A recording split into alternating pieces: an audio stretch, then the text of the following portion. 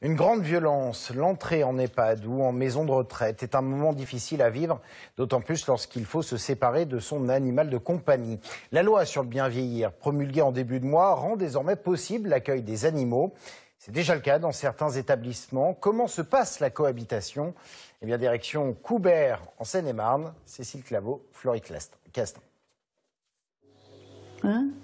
Michou, ça s'appelle Michou. Entre Gisèle et Michou, c'est une histoire d'amour qui dure depuis 8 ans. Voilà, fais dodo là.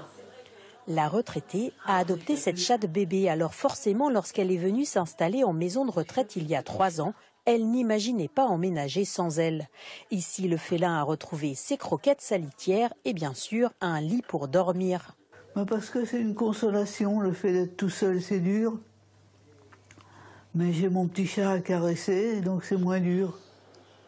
Vivre avec son animal de compagnie, une évidence depuis des années dans cet établissement.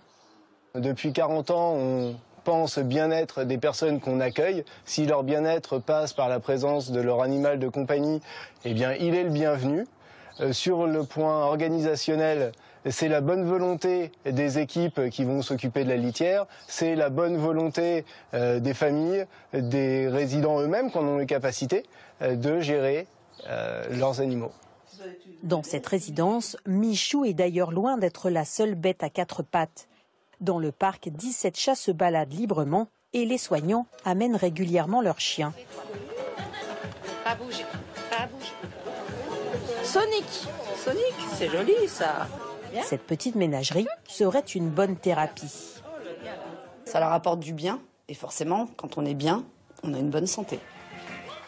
C'est bien évidemment ensemble qu'animaux et résidents profitent du spectacle hebdomadaire, mais les artistes sur scène se font parfois voler la vedette.